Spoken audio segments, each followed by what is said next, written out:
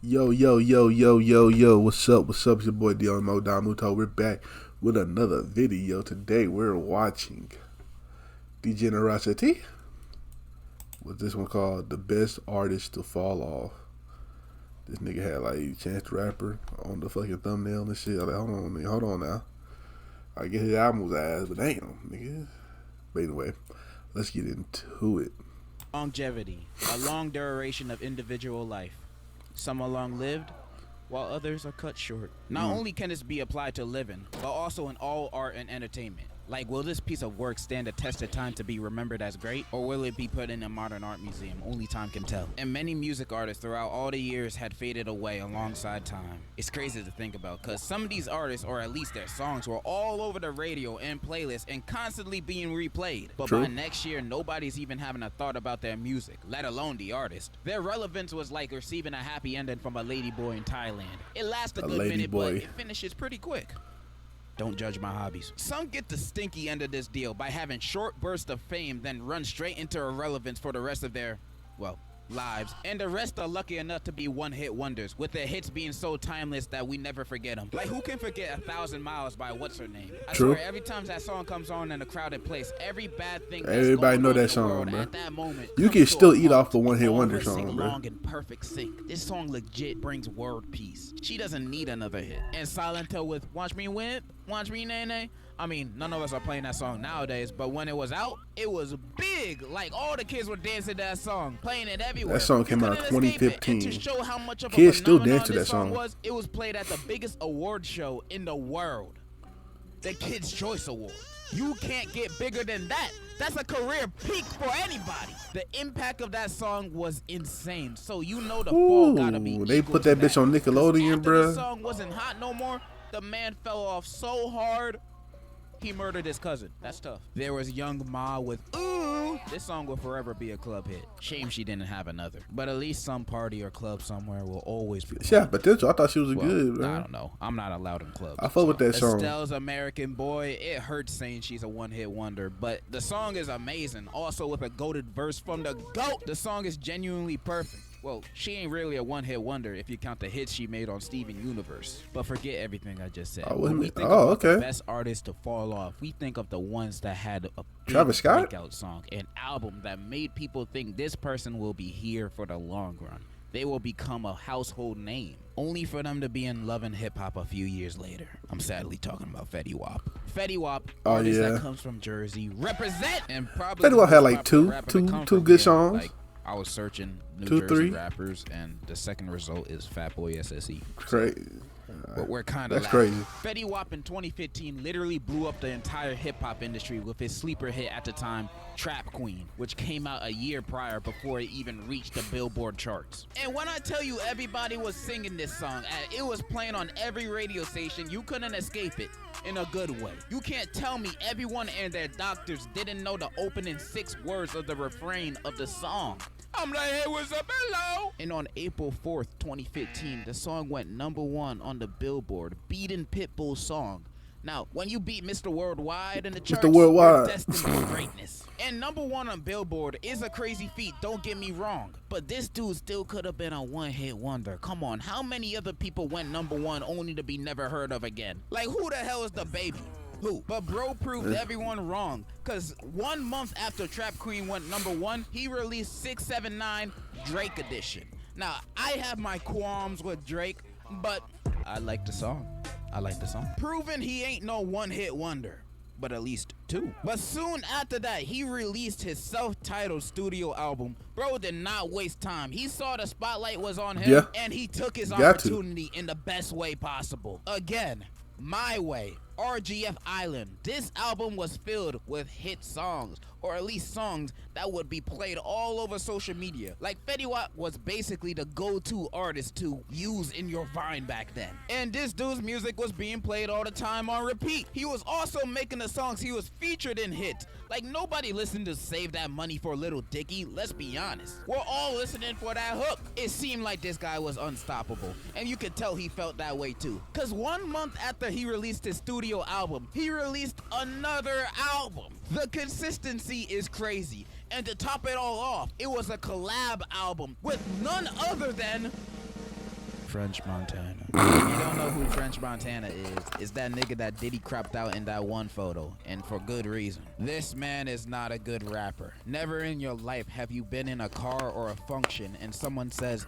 hey, put on that new French Montana. You never heard that. And if you have, you need to find new friends. These are the people that are bad influences that your mom and dad were talking about. Go hang out with murderers and drug dealers instead. At least those guys will have a more positive impact on you than a nigga that willingly listens to French Montana. You have free will in this beautiful life you have, and you spend it on that, you can't trust them. Anyways, their album was called Coke Zoo, and it's 13 songs, and it's a 2 can of ass. Now, Fetty did have a better performance than French on here, obviously, but French had way more songs and verses than him, and overall, the album is just very bland. No song sticks or stands out. It's just a nothing burger, bro. That's crazy. It has no replay value whatsoever. And after this project, his music slowed down on coming out, which is fine. He don't Why have is to be 2 like feature Young Boy artists releasing an album every 3 days. In 2016, dropping an album the next together? year, he had a good few charting songs he was featured in, and also his own single "Wake Up," peaking at 50 in the Billboard Hot 100. And during this period of time, it felt like the calm before the storm. Freddie was still in people's mouths. He was still performing sold-out shows and still charting. He was still very much popular, but after 2016, he kind of faded. Oh, he did the away out of yam stain. Remember public the eye more and more. get to the He has yam. released projects since then, but none of them created any buzz because overall, all of them were pretty meh. But also, there were no hits. See, Fetty Wap was very much a hit rapper, which is not a bad thing. It's just a bad thing when you want a fan base that would actually stay. And since he wasn't making any more hits, more people stopped talking about him. Plus, his new music sounds identical to the rest of his other music. I mean, you can say the same thing for other artists too, but Fetty's music also sounds dated. Like he was a product of his time and didn't try any new sounds or styles with his music to catch up to his own contemporaries. Other than that 2018 6ix9ine song Kiki, he has kind of disappeared from the popular space of music. And since then, in late 2022, he's pleaded guilty in drug charges. Yeah. He's looking at 5 to 40 years in prison. That's tough. But also during his fall off, Trap Queen is diamond. 10 million units sold. So at least he will also have a legacy to look back on in hip-hop history. Fetty Wap may have been a victim of falling down the stairs with a mediocre at best discography to look back on. There's another artist that I believe fell off, but on top. Goat-Ye. Goat-Ye was a solo artist from Australia. Goat-Ye. He started his pro music career in 2001 when he released his self-titled EP. And during these years, he sent his EPs to radio stations, building a name for himself up to the release of his debut album, Like Drawing Blood, in 2006. And this album is actually pretty good. The songs have a unique flow and groove to them, and I'm terrible at describing music I like. The music sounds good to my ears. And apparently others thought the same because this album was pretty successful in the indie space. It was critically acclaimed. It was voted best album of 2006 in a listener poll by Triple J, a popular Australian radio station. The track Heart's a Mess was ranked number 8 on the station's Hot 100 of 2006. It also went platinum in Australia. Like, bro wasn't a nobody before his real big hit happened, or at least not a nobody in Aussie land. It even won iTunes Album of the Year in the UK in 2008. Bro was kind of a big deal, and he would become an even bigger one once he released his second solo album in 2011, Making Mirrors, where one of his lead singles, Somebody That I Used to Know, blew the fuck up. I love this song so much. I remember that song. I wish I could pick a different song as my favorite, since I've listened to all of his solo music and also to seem more cultured, I guess. But this is my favorite song from him. No matter how many times I listen to it, even after 10 years later, it doesn't get old. And the whole sound of the song is unique too. Early 2010s pop radio songs were sounding more like electronic EDM dance music, sounding like a YouTube gaming channel intro. You know, a lot of them sound dated too, but not this song. Never this song. And the song did get his flowers, a lot of them too. And after his world tour, all eyes are still on him, especially since he just won the Record of the Year at the Grammy Awards. The people were waiting for more music from him. Except that ain't happened. Bro went radio silent, and not in a people weren't interested in him no more kind of way. No, bro disappeared from everywhere. Social media even started rumors saying he was dead, where he went out of hibernation just to tweet, "Nah, I'm alive." Then not long after the tweet, he posted a blog post saying he no longer will be releasing solo music, and Goat-Ye will be no more. Oh shit. Huh? This dude just released one of the biggest songs of the decade and now he's quitting? Why? That's like shooting yourself in the foot. What the heck? Well, one, in the post, he said he wanted to only focus working on music with his band, The Basics. By the way, he's in the band. I didn't mention that. And in interviews, he talks as if he doesn't really want the insane fame in the first place, which is fine, I guess, if that's what he wanted. Plus, I bet he can have a steady living for the rest of his life on that one song alone. It's just missed potential. Because Gaultier was genuinely a great artist who could have stayed for the long run, instead of that one song being mostly his remembered legacy. Like, Bronte is a great song and has a greater music video. More people should see this. He still releases music with his band The Basics, but I haven't listened to them yet. Plus, I've heard he's mainly the drummer. But Gaultier is a great musician, so I wouldn't be surprised if I do like his band too. And maybe, hopefully, he could release more solo music in the future. Alright, I'm gonna stop glazing this dude and move on to the next man. You was on his dick, ain't or baby.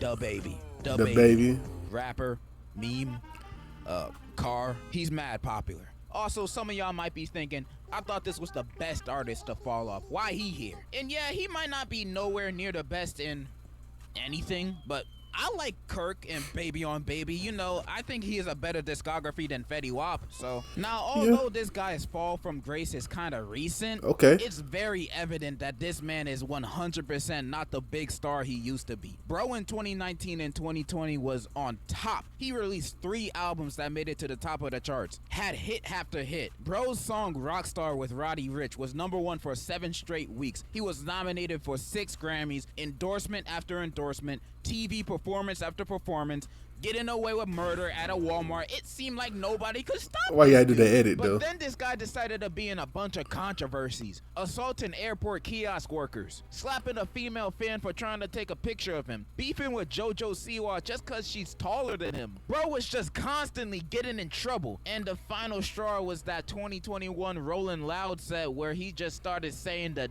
dumbest shit. Ladies, if you like to shove bowling balls and pineapples up your pussy, put your cell phone flashlights in the air right now. And fellas, if you like sucking on balls, leave. I ain't with that gay stuff, man. Leave, man. I ain't no Frank Ocean. Leave that stuff at home. Yeah, dude said some homophobic stuff, and basically the whole industry turned on him. He lost a majority of his endorsements. Bro was pulled off of concert lineups, and overall, the public wasn't really messing with him no more. He even one time had to cancel his New Orleans show because it only sold 500 tickets in a venue that's supposed to seat 14,000. If that doesn't indicate a fall off, then I don't know what does. His recent album, Baby on Baby 2, only sold 17K first week versus his 2019-2020 albums that would sell 150K, getting #1 on the Billboard charts. It just seems like bro really messed his own career up for nothing. And some people still might say he hasn't fallen off. Look at his Spotify monthly listeners. Bro's still pulling big numbers. Okay, remove the Dua Lipa song and that cuts off at least half of these listeners off, minimum. Then remove Rockstar, that's probably -5 million right there. Most of this dude's listeners are only listening to his hits that most of the time he's only featured in. It ain't that hard to pinpoint this info. And do I feel bad for his fall off? No! Bro did this entirely himself. Yeah, even he did. On his new album, Baby on Baby 2, on his song Socks, he says, "Lost 20 million for keeping it real, bitch. I don't give a fuck about no money." Bro isn't even sorry. He basically said all the apologies he said in the past don't mean nothing. But who knows? Maybe he will make a comeback. He has a new song that debuted #92 on the Billboard Hot 100. Although the Repo Reaper on TikTok is the only reason his song is getting any streams, that tells you where his career is at right now. Alright, I gotta move on from this dude and talk about a person that genuinely hurts my soul that I had to say this. Chance the Rapper. Chance the Rapper started his career with his breakout mixtape 10 Day, which was okay. But then the year after, Acid Rap came out and it was amazing. Acid Rap was fire. It's up there with hip hop's best all-time mixtapes. Bro brought a unique sound to hip hop with the fun, bouncy, and sometimes melodic tracks here. The whole mixtape brings a supreme vibe to it that a lot of other projects don't bring. Also, his ad-libs going every track, breathtaking. Revolutionary. Acid Rap is just a great project that introduced his talents to a much wider audience. Bro was destined to be big, especially upon the release of his album, mixtape. The Coloring Book. In middle school, I adored this album. It was constantly in my It's rotation, good. and personally, I loved it more than acid rap. I had every song on here on repeat, and my favorite song on the album would change like every week. My favorite is All We Got. No, it's Angels. No, it's No Problems. No, it's Juke Jam. This album is like perfect. I mean, I don't think it's top tier hip hop music or anything, but I have zero complaints about the album other than the mixing and All Night. But I can forgive it. This album is great. I love this album so much. He deserved all the praise and he got a Grammy for that joint? I didn't know that. This album was a big part of my middle school days, and Chance was definitely one of my favorite rappers, period, during that time. I was deeply anticipating more Chance music. It's cold as hell in my room. What I mean, he met Kanye West. He was never going to fail, right? So his next project was bound to succeed. And then it happened. 3 years after The Coloring Book, he announced his debut album, The Big Day. Holy guacamole. This was a big day for me. I couldn't wait. I was ready. And on Friday morning, 12 a.m. on release, I put on my headphones. I could feel the sweat going down my gluteus maximus. Damn. I am so happy. Then I pressed play. And as I was listening to the music, hot water, hot in a hot shower. That shit was ass. Off. Whatever that shit A bit was. different from his previous music. It was perhaps a little more experimental. Or something. Maybe not that. Oh my god. They taking that Mondo Duke. Dog, what the fuck am I listening to? It was garbage.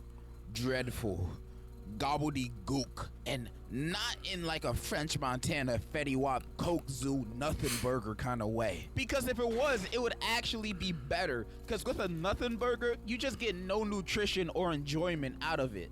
The Big Day is like receiving a lobotomy. Like, first, this album had like 8 writers and 8 producers for each song. 2, the lyrics are just, look at this. Peanut butter jelly with a baseball bat. Peanut butter jelly with a peanut butter jelly. It'll break your back.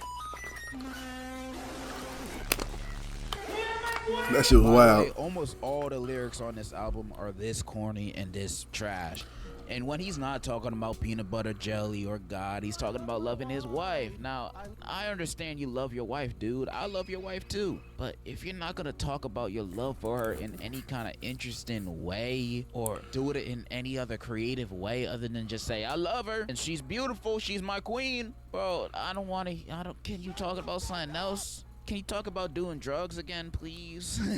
Every song has the same rhythm, tone, feel. It doesn't change or do anything interesting, which is even worse since this album is almost an hour and 20 minutes long. Honestly, this is probably the most disappointing album from an artist I've ever listened to. Because even with the albums I don't like from artists that I love, there's usually a good few tracks I would come back to, that I like, but not this one. Not a single one on this that nigga hurt, boy. Chance Rapper. Value. And when I say these things, I don't mean for anybody to shit on Chance, because I still think overall he's a great artist. It's just this project upsets me so much, because this has been basically his last album for the past almost 4 years. And the album sucks. The man has released very little music since this album, outside from that Christmas mixtape he released in 2020 with Omarion or whoever. I don't care. I'm not listening to that. That's not a real project. And I feel like this dude knows the bad reception his album gets. That's why he's been wearing his number 3 hat promoting Coloring Book for the past 7 years. I swear this hat is surgically attached to this man. Take that shit off already. Damn! Maybe I'm looking at Chance's last projects through rose-tinted glasses, because I listened to those albums as I was a kid. And even though The Big Day is a terrible album, I am so happy for the current success of Chance in his career. I love seeing him being part of modern media despite not releasing any music in a number of years. I am so happy for him. He might have fallen off quality-wise, but I only want future uphill success for him, no matter if he releases any more music or not. And if he does release more music, hopefully this album was just a hiccup and he starts burping again. Yeah, I think he can't go worse than that. In this video, although I definitely could make a part 2 to this. There's a few others off the top of my head that I could list, like Coldplay and Maroon 5. Oh shit! How you go from this to this? Like, seriously. Oh, damn. Also, there's one more that fell off quality-wise that I can rant about for days on end. But that's for another day. Okay. I feel like I've said my piece, and in conclusion, I kind of like Hot Shower. I'm sorry. It's kind of grown on me. Degenerocity, you had to do that. You had to do that. You had to do that. Nah, you bullshit. Anyway, but yeah, okay, I agree with some of these picks. Some of the artists I do know. Yeah, Fetty Wap definitely fell off, but Chance, yeah, and he dropped some new music, bro. That's one of my. I fuck with Chance. He cool. But anyway, this shit was hilarious. You like my reaction? Make sure you like, comment, subscribe, and I'll catch y'all next time. Peace.